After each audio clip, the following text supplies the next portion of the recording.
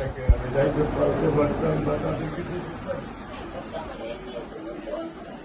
শীতের সময় স্যার আপনি আজকে আমার কাছে আসছেন, আমি নিজে স্যার দিতে কিন্তু আমার সৌভাগ্য আমার মেয়ে। আপনি স্যার বিশ্বাস করবেন না, আমার স্যার 55 বছর বয়স, আপনি মনে করতে পারেন স্যার শেরপুরে লীগের একজন নেতার একটা বাচ্চাও স্যার মারা গিয়েছিলেন, আপনার মনে হয় স্যার হয়তো বা স্মরণ আছে। ভালোবাসা আর ঋণের কাছে স্যার আমরা ঋণী, কিন্তু স্যার আমার মারা যাওয়ার পরেও আমার আম্মার যে কষ্টটা দেখেছি আপনার কিছুটা আমি বুঝতে পারি।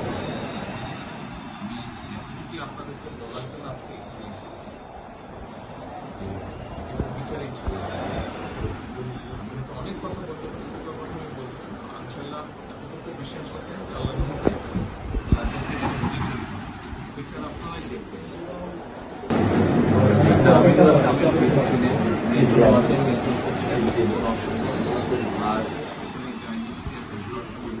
আসামিকে ধরা হয়েছে, ব্যবস্থা করা হয়েছে, এরপরে বিচার ইনশাল্লাহ আইন উনিও কন্যা সন্তান, আমিও কন্যা সন্তান, উনিও কন্যা সন্তান। আজ আমরা জানি কন্যা সন্তানের কষ্টটা আমরা ছবি ছিল স্যার কিছু বলে তোলেন না, আমি শুধু আপনি মেয়ের বাবা, আপনিও স্যার একজন মেয়ের বাবা। শুধু একটা আমি দৃশ্য আপনাকে স্যার দেখাবো, আর কিছু দেখাবো না স্যার, আমি দেখবো না স্যার, স্যার আমি দেখবো না স্যার, এটা নিয়ে আমি সারা জীবন স্যার আমি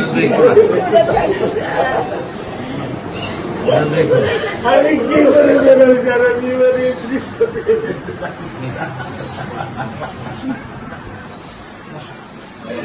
আমার এই দৃশ্য আমি কি দিয়ে পূরণ করবো? আমার বিয়ে শুক্রবারে আমার সাথে মসজিদে নামাজ পড়ে, আমি 3 নামাজ বাসায় পড়ি স্যার, কারণ ও আমার সাথে নামাজ পড়তে পছন্দ করে। 2 ওয়াক্ত নামাজ আমি ওকে নিয়ে স্যার আমার বাসায় পড়ি স্যার। আল্লাহ আমি জানি না, আল্লাহ তো আমার কোন পরীক্ষা ফেলেছে, এই দুঃখ এই কষ্ট মৃত্যু ছাড়া আমার আর কোনো শেষ নেই স্যার, আর কোনো শেষ নেই। আপনার দায়িত্ব মানে প্রধানমন্ত্রী নেবে, আমাদেরকে তো আপনাদেরকে শক্ত হতে হবে না, আপনার তো বড় মেয়েটা রয়ে গেছে, এখন তো ওর জন্য আপনাদেরকে শক্ত থাকতে হবে। স্যার সত্য কথা, আমি যখন ওকে ভ্যানে পাঠাই আমি খুব বলবো, আমি কালকেও বলে দিছি যে আমি আর ভ্যানে দিব না, তুমি প্রতিদিন ওকে রিস্কায় নিয়ে যাবা, রিস্কায় করে নিয়ে আসবা। আমি ক্লান্ত স্যার, 10 বছর বয়স থেকে স্যার অবহেলা পেতে পেতে পেতে পেতে স্যার আমি আর নিতে পারতেছি না স্যার। আল্লাহ আমার ভাগ্যে দিচ্ছে, আমি কি করবো কি করবো? ব্যবস্থা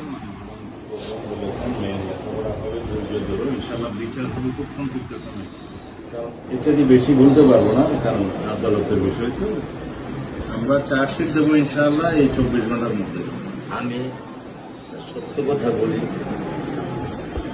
আমার 55 বছর বয়সে আমি এত দ্রুত, এত সুন্দর, এত সুচারুভাবে আমি কখনো দেখিনি।